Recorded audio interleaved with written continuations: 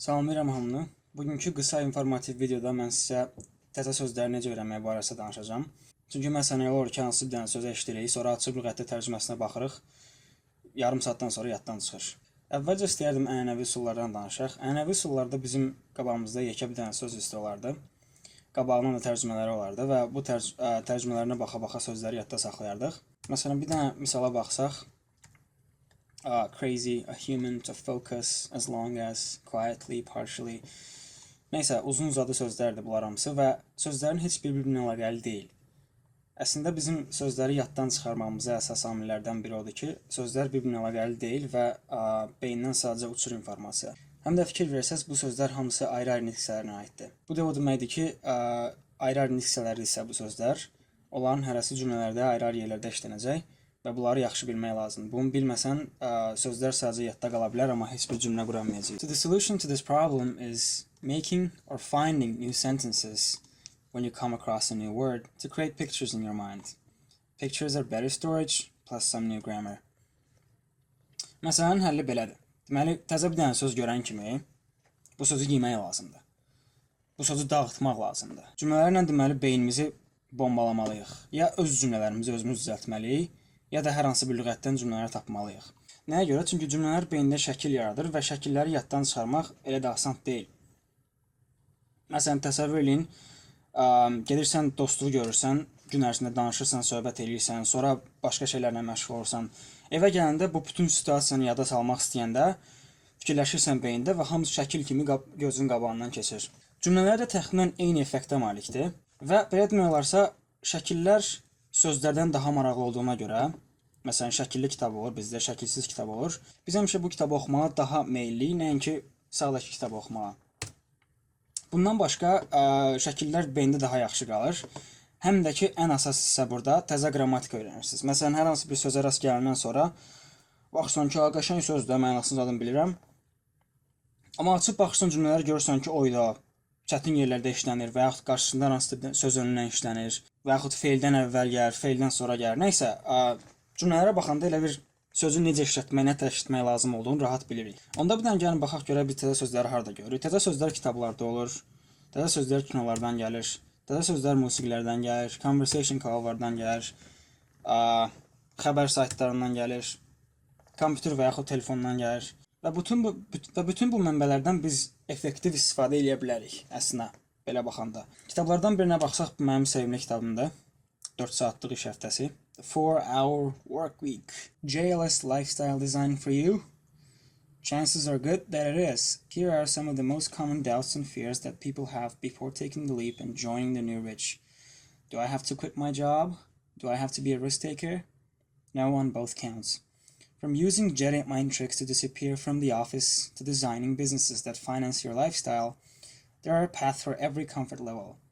How does a Fortune 500 employee explore the hidden jewels of China for a month and use technology to cover his tracks? How do you create a hands-off business that generates $80,000 per month with no management?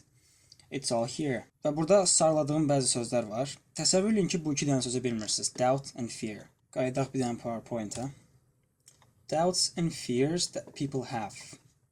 Baxaq görə birinci nə edirik? Birinci baxaq görə təzə sözlər nəyə oxşayır? İsmə oxşayır, feildir, sifətdir, zərfdir. Bir dənə cümləyə baxsaq belə, doubts and fears arxasında eş şəkilləri var. Çox güman ki, isimdir, amma bir dənə bunu təsdiqləyək. Bunu təsdiqləmək üçün baxırıq görə ki, that people have. People have something. İnsanlar nəyəsə malikdir. Bu malik olduğu şey həmişə isim olur sözsüz ki. İkinci baxıb görürük ki, sözlər pozitivdir, yoxsa negativdir. Kontekstə baxanda görəcək ki, negativ mənalı sözlərdir. Nəyə görə? Birazdan deyəcəm. Üçüncüdəki lüğət sözsüz, ən asan yol. Getdik lüğətlərə. Dictionaries.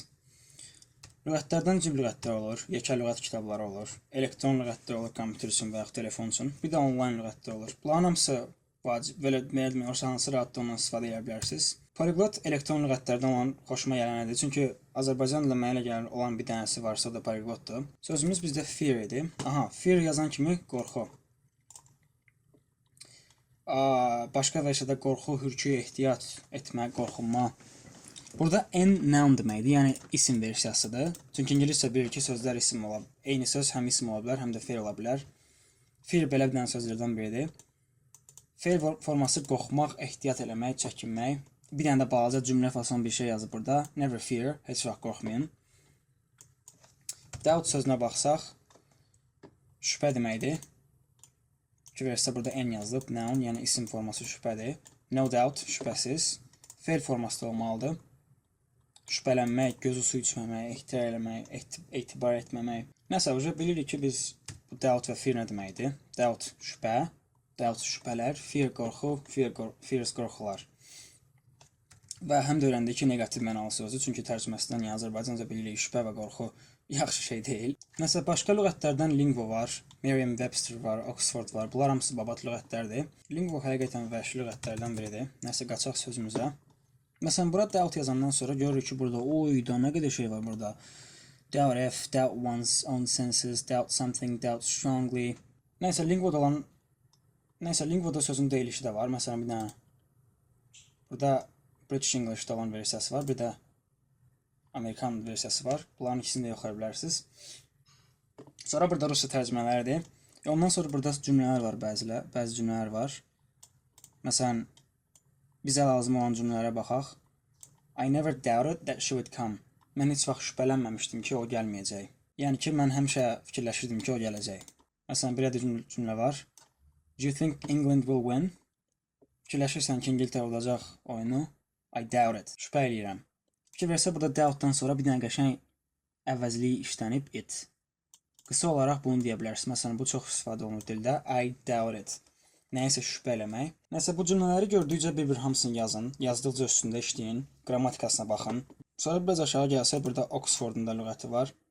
Oxford da zor şeydir. Çünki Oxford elə bir İngilis lüğətidir. Onların qələbə əldə eləməyinə həmişə şübhələri olub. Məsələn, burada fikir versə, to have doubt. Ondan sonra that qoyulub burada.